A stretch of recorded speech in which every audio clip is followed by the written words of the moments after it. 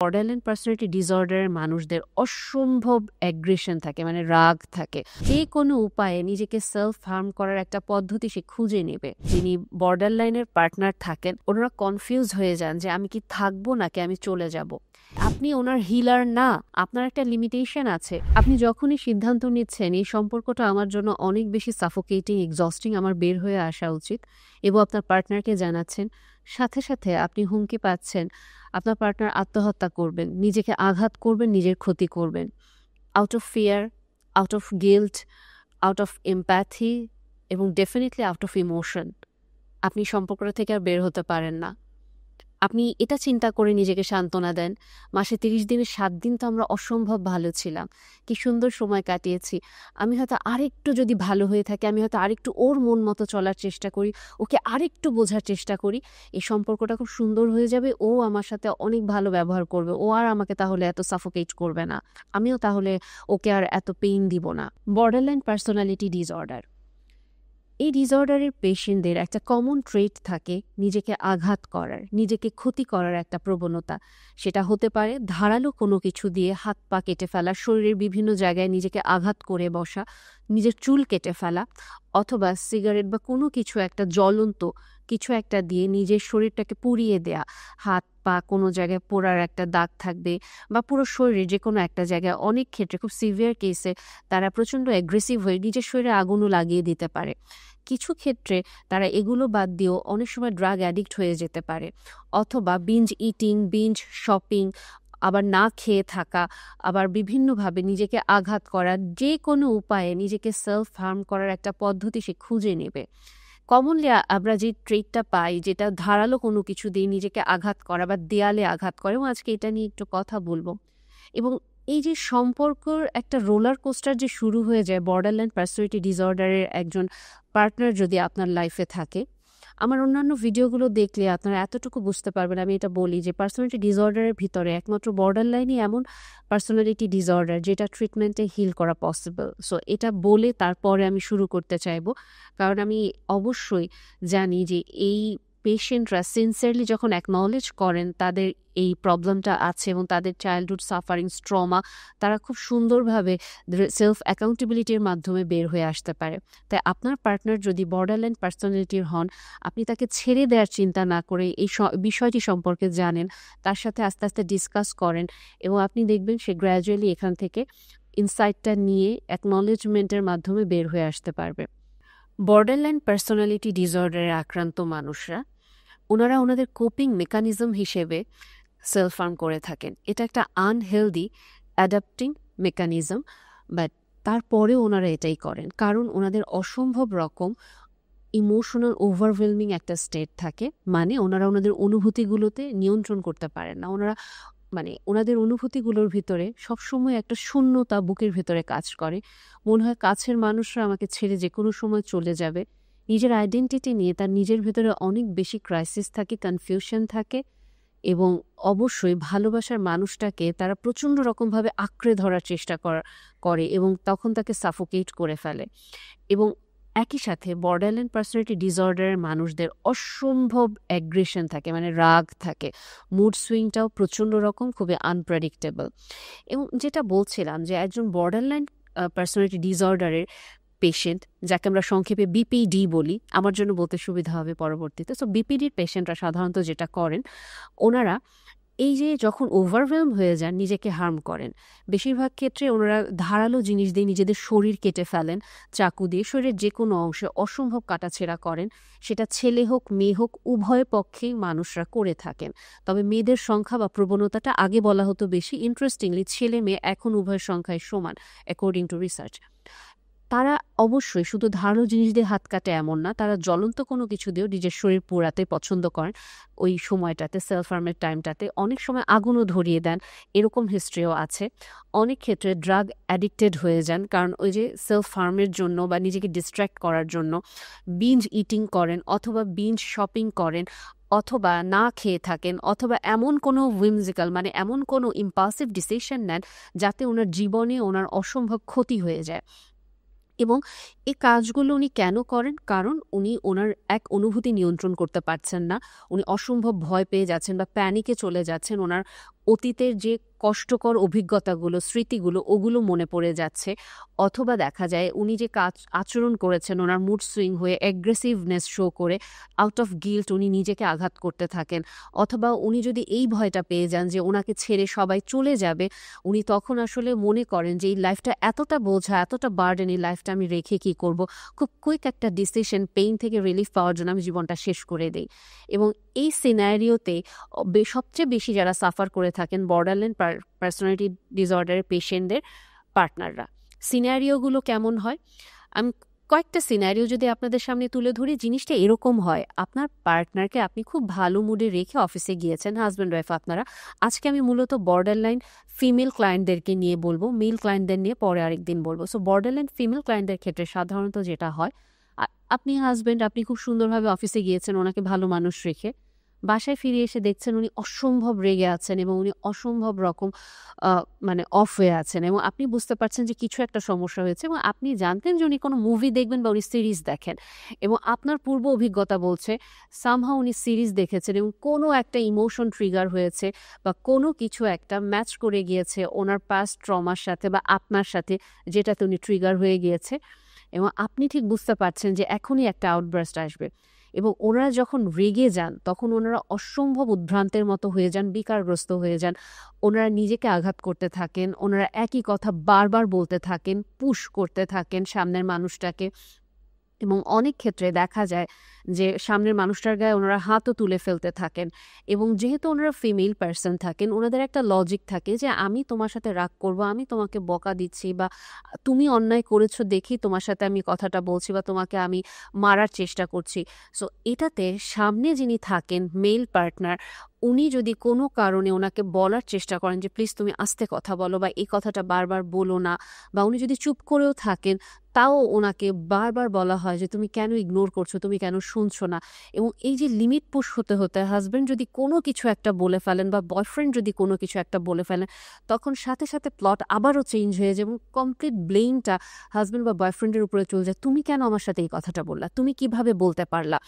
এবং এই same scenario তখন দেখা যায় এটা চলতে থাকে, এবং তখন যদি হাজব্যান্ড বলেন যে না প্লিজ তুমি শান্ত হও, বা নিজেকে প্রোটেক্ট করার জন্য সে যদি হাত দিয়ে একটু ধরার চেষ্টা করে বা একটু থামানোর চেষ্টা করে, পুরো সিনারিওটা চেঞ্জ হয়ে যায়, তুমি আমার গায়ে হাত তুললা কেন, তুমি কিভাবে পারলে আমার গায়ে হাত তুলতে, এবং আমি তো তোমাকে ওভাবে আঘাত করিনি, তুমি কেন আমাকে থামালে।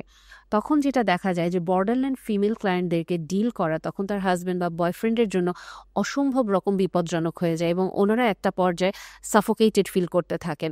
এবং এই ঘটনা তো একদিন না, এই ঘটনাটা তো রিপিট হতে থাকে, এটা একটা কমন ঘটনা, রিপিট হতে থাকে। এবং এটা যখন সাফোকেট হয়ে হাজব্যান্ড সিদ্ধান্ত নেন যে সম্পর্কটা আমি আর থাকতে পারছি না, বা বয়ফ্রেন্ড সিদ্ধান্ত নেন যে আমি আর থাকতে পারছি না, সিনারিওগুলো তখন বাহিরে কিভাবে আসে, বাহিরে এভাবেই আসে যে আমার হাজব্যান্ড আমার গায়ে হাত তুলেছে, উনি আমাকে বোঝার চেষ্টা করে না, বা উনি আমাকে বকা দিয়েছে, উনি আমার সাথে এই অন্যায় আচরণগুলো করেছে। কিন্তু যখন তাদেরকে জিজ্ঞেস করা হয় আপনার সাথে আপনার হাজব্যান্ড কেন এই আচরণটা করেছেন, বা আপনার বয়ফ্রেন্ড আজকে কেন আপনার সাথে সম্পর্ক ব্রেকআপ করে চলে যেতে চাইছে, আপনি কি করেছেন, অনেক সময় ওনাদের ইনসাইট থাকে, অনেক সময় ওনাদের ইনসাইট থাকে না। এবং ওনাদের যেটা আমি বললাম যে খুব কমন মেকানিজম থাকে, একটা থ্রেড, আমি আত্মহত্যা করব এবং আমি আমার নিজেকে আঘাত করব, বা তুমি আমাকে ছেড়ে চলে যেও না। সো ওই সময়টাতে একজন হাজব্যান্ড উনি তো ইমোশনালি ইনভেস্টেড ওনার ওয়াইফের সাথে, কারণ ওনার তো একটা ইমোশনাল ইনভেস্টমেন্ট আছে, ওনার বয়ফ্রেন্ড, অবশ্যই উনি তো ওনার পার্টনারকে ভালোবাসেন, এই কারণেই তো ওনারা একসাথে ছিলেন। সো যাকে আসলে ভালোবাসছেন সে যখন এই হুমকিটা দিচ্ছে আমি আমার নিজের জীবন শেষ করে ফেলবো, এবং একই সাথে এটাও বুঝতে পারছেন যে মানুষটা আসলে আমার জন্য খুব আনহেলদি হয়ে যাচ্ছেন, তখনই শুরু হয়ে যায় অদ্ভুত রকমের একটা ট্র্যাপের ভিতরে থাকা। এবং সেই ট্র্যাপে যিনি পার্টনার উনিও সাফার করছেন, খুব এক্সশনের ভিতর দিয়ে যাচ্ছেন, আর বর্ডার লাইনের যিনি ক্লায়েন্ট থাকেন উনি অনবরত নিজেকে সেলফ হার্ম করতে থাকেন, কারণ উনিও তখন ওনার ফিয়ার অফ অ্যাবান্ডনমেন্ট, মানে আমাকে ছেড়ে চলে যাবে, বা বুকের ভিতরের একটা শূন্যতা এটা তীব্র হয়ে উঠতে থাকে।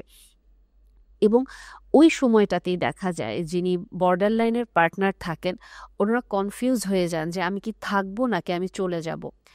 এই টাইমটাতে আমি অবশ্যই বলবো, যদি আপনি একজন বিপিডি ক্লায়েন্ট আপনার পার্টনার হন এবং আপনি যদি মনে করে থাকেন যে আপনার পার্টনারের ওই ইনসাইটটা আছে যে উনি ওনার বিপিডি নিয়ে কাজ করতে পারবেন, তাহলে আপনি অবশ্যই ওনাকে মেন্টাল হেলথ প্রফেশনালের সাহায্য নিতে বলবেন। অনেক সময় একজন বিপিডি ক্লায়েন্টের বাবা মায়েরাও বয়ফ্রেন্ড অথবা হাজবেন্ডকে বলে থাকেন যে তুমি ওকে ছেড়ে যেও না, ও তো আমাদের কারো কথা শোনে না, তুমি প্লিজ ওর লাইফে থাকো। আপনাকে এই জায়গাটা খুব ক্লিয়ার করতে হবে, আপনার বিপিডি পার্টনারের মেন্টাল হেলথ হিলিংয়ের পুরা দায়িত্ব আপনার না। আপনি ওনার পার্টনার, আপনি ওনাকে আপনার শোল্ডার দিবেন, আপনার কান দিবেন, কিন্তু আপনি ওনার কমপ্লিট হিলিংয়ের দায়িত্ব কোনো দিনও নিতে পারবেন না। কারণ উনি যদিও বলছেন যে উনি আপনার জন্য রেগে যাচ্ছেন, উনি আপনাকেই ভালোবাসে, আপনি চলে গেলেই উনি নিজেকে হার্ম করবে, কিন্তু আপনাকে যে পয়েন্টটাতে আসতে হবে, ওনার ভেতরের যে কষ্টগুলো, ওনার যে মুড সুইংগুলো, ওনার যে অতীতের ট্রমাগুলো, এগুলো অবশ্যই ওনার নিজের দায়িত্ব, ওনার নিজেকে হিল করে বের হয়ে আসতে হবে।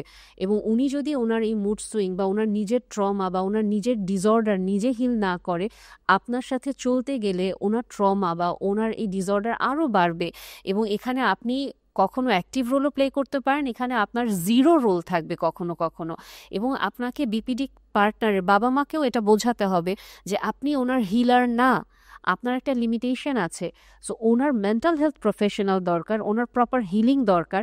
সো সেই ক্ষেত্রে আপনি অবশ্যই, যদি আপনি মনে করে থাকেন আপনার বিপিডি পার্টনার উনি আসলে অ্যাকনলেজ করেন উনি নিজেকে নিয়ে কাজ করতে চান, আপনি তখন ওনার সাথে ওনাকে সাহায্য করেন ওনার হিলিংয়ে। এবং সেই ক্ষেত্রে আমি অবশ্যই বলবো, এবং আমার আগের ভিডিওতে আমি বলেছি, বর্ডারলাইন পার্সোনালিটি ডিসঅর্ডারই অন্যতম পার্সোনালিটি ডিসঅর্ডার যেটা কিনা হিল হয়ে যায় প্রপার ভালোবাসা পেলে, প্রপার পার্টনারশিপ অফার করা হলে, এবং উনি যখন নিজে হিলড হতে চাইবেন। এই 3টা পয়েন্ট খুব ইম্পর্টেন্ট। কাজেই যদি আপনার পার্টনার নিজেকে হিল না করতে চান, ওনার যদি কোনো রকমই বিশ্বাসই না থাকে, ধারণাই না থাকে যে না আমার কোনো সমস্যা আছে, উনি যদি কন্টিনিউয়াসলি এটা আপনাকে বলে আপনি নার্সিসিস্ট, আপনি ওনাকে বুঝতে চান না, আপনি খুবই সেলফ সেন্টার্ড একজন মানুষ, কিন্তু ওনার কোনো ইস্যু উনি বুঝতে চান না, ওনার যদি সব কিছু থাকে আপনার কারণেই ওনার এসব হচ্ছে, তার মানে উনি ওনার নিজেকে জানেনও না, চেনেনও না। আপনি ওনাকে বড়জোরে এটা ইনফর্ম করতে পারেন, কিন্তু উনি যদি এটা অ্যাকনলেজ না করেন, নিজেকে নিয়ে কাজ না করতে চান, আপনি ওনাকে হিল করতে পারবেন না। এবং সেই ক্ষেত্রে আপনাকে অবশ্যই স্টেপ ব্যাক করতে হবে। আপনি নিজেকে ওই গিল্টের ভিতরেও রাখতে পারবেন না যে আপনার জন্যই উনি সুইসাইড করতে যাচ্ছেন, আপনার জন্য উনি সেলফ হার্ম করছেন না। এটা ওনার নিজের ওভারওয়েলমিং ইমোশন, এটা ওনার নিজের ফিয়ার অফ অ্যাবান্ডনমেন্ট, এটা ওনার নিজের মুড সুইং, যেটা আপনার কিছু আচরণের কারণে ট্রিগার হয়, বাট এই জিনিসগুলো ওনার ভেতরেই আছে। সো আপনি একটা পর্যায়ে যদি সাফোকেটেড হয়ে যান পার্টনার হিসেবে, আপনি এক্সস্টেড হয়ে যান, আপনি কিভাবে ওনাকে হেল্প করবেন? আপনি ওনাকে হেল্প করতে পারবেন না। এবং সেই ক্ষেত্রে অবশ্যই আপনাকে আপনার লিমিটেশন ওনাকে বোঝাতে হবে, এবং আপনি যদি স্টেপ ব্যাক করতে চান বা সম্পর্ক থেকে মুভ অন করতে চান, হেলদি ওয়েতে আপনাকে মুভ অন করতে হবে। কিন্তু আপনি যদি এটা মনে করেন যে না ও তো হয়তো ঠিক হয়ে যাবে, আমি আরেকটু দেখি, ওনার যদি প্রপার ইনসাইট না থাকে, এই হিলিং ওনার জন্য অনেক বেশি ডিফিকাল্ট হবে, এবং আপনার জন্য লাইফগুলো অনেক বেশি সাফোকেটিং হয়ে যাবে। কারণ আস্তে আস্তে করে উনি যেটা করবে, উনি আপনাকে আইসোলেট করা স্টার্ট করবে। এবং এই জায়গাটাতে আপনি অদ্ভুতভাবে আবিষ্কার করবেন আপনার পার্টনারের কোনো ফ্রেন্ড নাই, উনি কারোর সাথে মিশতে পারেন না, বাট আপনি মানুষের সাথে মিশতে পারেন। কিন্তু যেহেতু উনি মিশতে পারে না, এ কারণে আস্তে আস্তে আপনিও পুরাপুরি একটা জনমানব শূন্য একা একটা দ্বীপের ভিতরে দাঁড়িয়ে আছেন, যেখানে শুধুমাত্র আপনার বর্ডার লাইন পার্টনার এবং আপনি। এবং এই ক্ষেত্রগুলোতে যদি আপনার বর্ডার লাইন পার্টনার ফিমেল হন এবং আপনি যদি আসলে একজন পুরুষ মানুষ হন যিনি সাফারার, আপনি এটা আসলে বাহিরে বলতেও পারবেন না, কারণ প্রত্যেকে আপনার দিকে আঙুল তুলবে। কারণ ওই যে রাগের সময়ে বা ওই অ্যাগ্রেসিভ মোমেন্টে আপনি তো তাকে বকা দিয়ে বসেছিলেন, আপনি তো তার গায়ে হাত তুলে ফেলেছিলেন, এবং এগুলোই তো সবাই আসলে জানে। ভেতরের অপর পক্ষের স্টোরিটা আপনার সাথে কি হয়েছে এটা কেউ জানে না। সো কিছু ক্ষেত্রে আপনাকে আসলে খুব সাহসী পদক্ষেপ নিতে হবে, আপনাকে স্টেপ ব্যাক করতে হবে। এটা ওনার জন্য ভালো হবে যে উনিও মেন্টাল হেলথের জন্য উনি হেল্প নিক, উনি আস্তে আস্তে নিজেকে নিয়ে কাজ করুক, আপনিও নিজেকে হিল করে বের হয়ে এসে নিজে একটা বেটার লাইফের দিকে আগান। এবং এই ক্ষেত্রে আমি যদি একটু জাস্ট বলি যে বর্ডার লাইন পেশেন্টরা যদি মেল পার্সন হন, ওনারাও কি এরকম আচরণ করতে পারেন? হ্যাঁ, বর্ডার লাইন পেশেন্টরা যদি ছেলে হন, ওনারাও এই সেম আচরণ করতে পারেন, এবং কিছু ক্ষেত্রে ওনারা আরও বেশি অ্যাগ্রেসিভ হয়ে যায় এবং ফিমেল পার্টনারদেরকে ফিজিক্যালি অ্যাসল্ট করেন খুবই বাজেভাবে। কারণ ওরা নিজেরাও আঘাত করেন নিজেদেরকে, ফিমেল যে পার্টনার থাকেন তাদেরকেও অসম্ভব আঘাত করে ফেলেন, কারণ স্বাভাবিকভাবে একজন পুরুষ মানুষের শক্তি বেশি এবং অনেক ক্ষেত্রে এই যে ডোমেস্টিক ভায়োলেন্স বা অ্যাবিউজগুলো বর্ডার লাইন মেল পার্টনার যদি থাকে এগুলো অনেক বেশি হয়ে থাকে। কাজেই এই সেলফ হার্ম টেন্ডেন্সিটা বর্ডারলাইন পেশেন্টদের থাকতে পারে এবং ওনারা আসলেই নিজেদের লাইফ শেষ করে দেওয়াটাকে একটা কোপিং মেকানিজম হিসেবে দেখেন। আপনার পার্টনার যদি এরকম হন, আপনাকে ডিসিশন নিতে হবে আপনি কি আসলে আপনার পার্টনারের সাথে এই লাইফটা কন্টিনিউ করবেন নাকি আপনি আসলেই একটা প্রপার লাইফে যাওয়ার জন্য স্টেপ নেবেন।